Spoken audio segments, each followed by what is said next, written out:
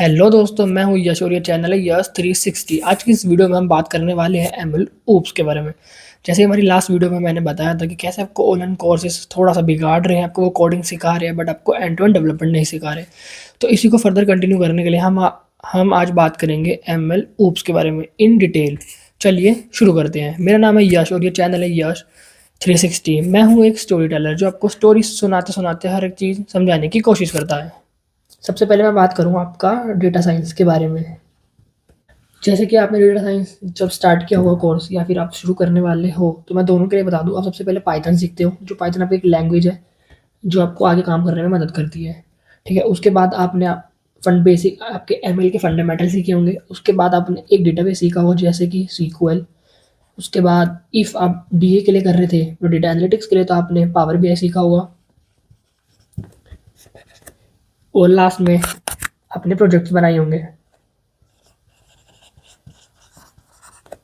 ये आपका basic road map होता है डेटा साइंस का और डेटा एनालिटिक्स का। बस डिफरेंस यहाँ आ जाता है। एक्स्ट्रा जो सीख रहे हो डेटा एनालिटिक्स, हाँ ऑल्सो डेटा एनालिटिक्स के लिए एक्सेल भी सीखते हो।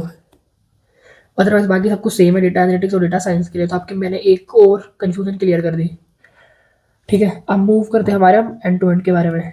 तो मैं बार बार एंड टू एंड क्यों बोल रहा हूँ? जब मैंने भी डेटा साइंस सीखा था, तो मैं मतलब मैं आपको सही से बताता हूँ। जब मैंने डेटा साइंस सीखा था तो उसके बाद मैं भी एंड टू एंड प्रोजेक्ट नहीं बना पाता था। मैं बेसिकली क्या करता था, मैंने जुपिटर नोटबुक पे अपना कोड लिखा और उसके बाद मैं उसको रन कर देता था। मतलब मॉडल बना के उसको रन कर देता था, मेरे पास आउटपुट आ जाता था। या तो क्लासीफाई कर देता था वो, या चीज़ें प्रिडिक्ट कर देता था बस। बट मैंने एक अच्छे प्रोजेक्ट नहीं बना पाए। तो ऐसी गलती आप ना करो, इसलिए हम मूव करते हैं हमारे एम एम एल ऊप्स के बारे में।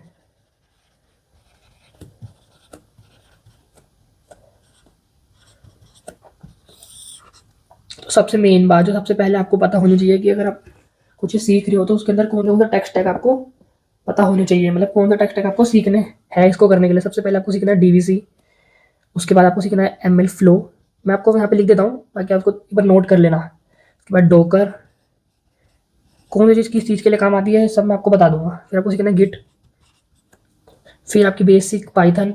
बेसिक पाइथन मैं इसलिए बोल रहा हूँ क्योंकि थोड़ी बहुत आपने यहाँ पढ़ी हो, अगर नहीं पढ़ी तो आपको इंटरमीडिएट पाइथन सीखनी है। तो मैं जिससे आप थोड़ी स्क्रिप्ट लिख पाओ।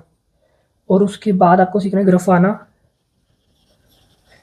आपने बहुत सारी चीज़ें अभी सुनी होगी या फिर अभी आपको पता चल रहा होगा। CI/CD। और आपको मतलब बेसिकली मोंगोडीबी भी आना चाहिए। बाकी कोई नहीं, सीक्वल आता है तो उससे भी काम चल जाएगा। पर जब हम बात करते हैं रियल वर्ल्ड प्रॉब्लम सॉल्व करने के लिए, तो उसमें सबसे ज़्यादा आपका मोंगोडीबी यूज़ होता है और पोस्ट सीक्वल यूज़ होता है। तो अभी हम बात करेंगे इन दोनों के ऊपर, सीक्वल पे नहीं। ठीक है, इसके बाद हम बात करेंगे, आपको अमेजोन एक्शन के बारे में पता होना चाहिए। AWS और Apache airflow.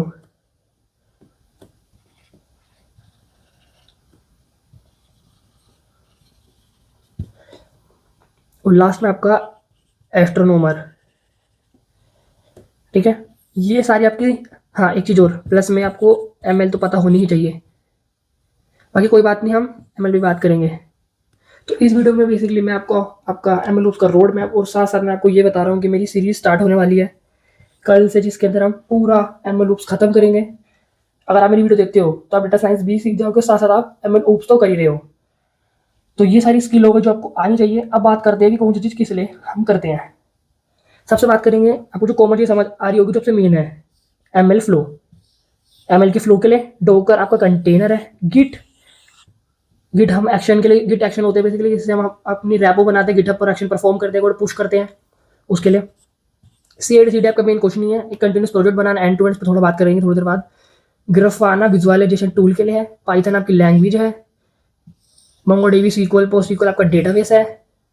And Amazon action आपका क्लाउड सर्विसेज है एज वेल AWS।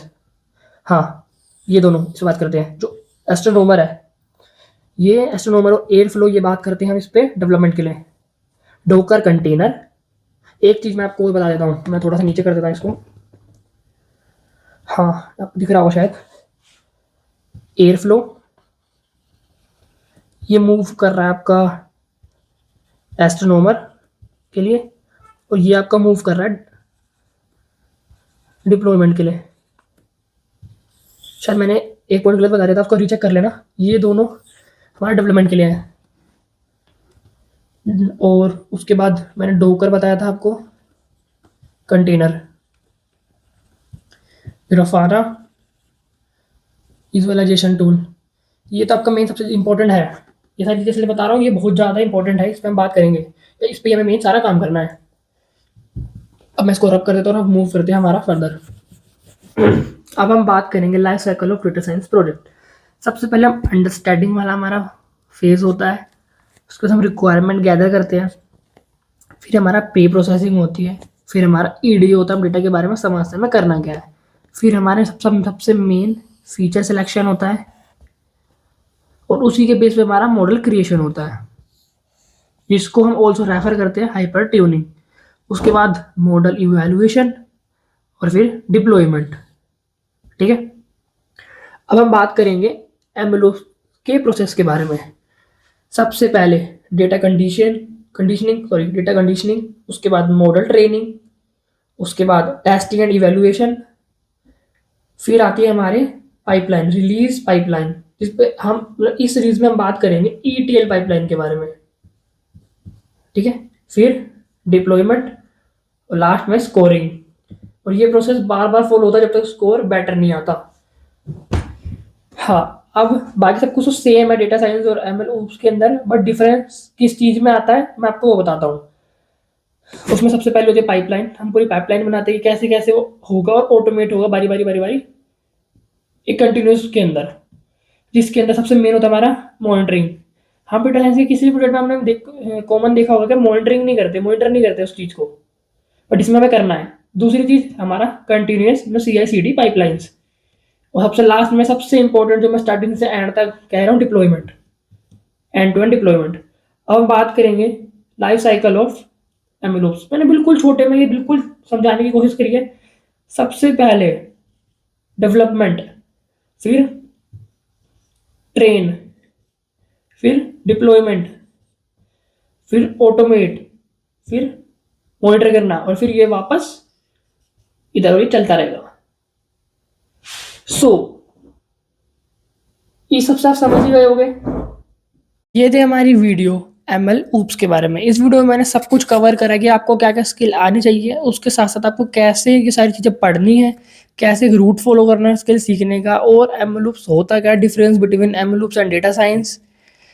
और मैंने आपको यही बताया कि हम सीरीज स्टार्ट करेंगे जिसके अंदर हम पूरा एमएल ऊप्स स्टार्ट करेंगे 0 से हीरो तक, जिसकी वीडियो सबसे पहले स्टार्ट होगी हमारी पाइथन से। हमारी पहले ही पाइथन सीरीज चल रही थी, बट वो किसी वजह से कंटिन्यू नहीं हो पाई। अब उसको हम दोबारा कंटिन्यू में लाएंगे, हमारी पाइथन सीरीज चालू करेंगे। ठीक है, ये एक आप ऐसे मानो ये एक पेड़ है जिसकी अलग अलग ब्रांचेस निकलेगी। हम डेटा एनालिटिक्स उसके साथ भी कवर कर देंगे, और डेटा साइंस भी, और बाकी सारी चीज़ें भी। खुद भी सीखते रहेंगे, साथ साथ आपको भी बताते रहेंगे, जिससे आपका टाइम बचे। जो चीज़ मैं करने में 10 मिनट लगा रहा हूँ उसे करने में 2 मिनट लगाओ। तो मिलते हैं किसी और दिन किसी और वीडियो में बेहतर की तलाश में। भूलना मत, यस 360।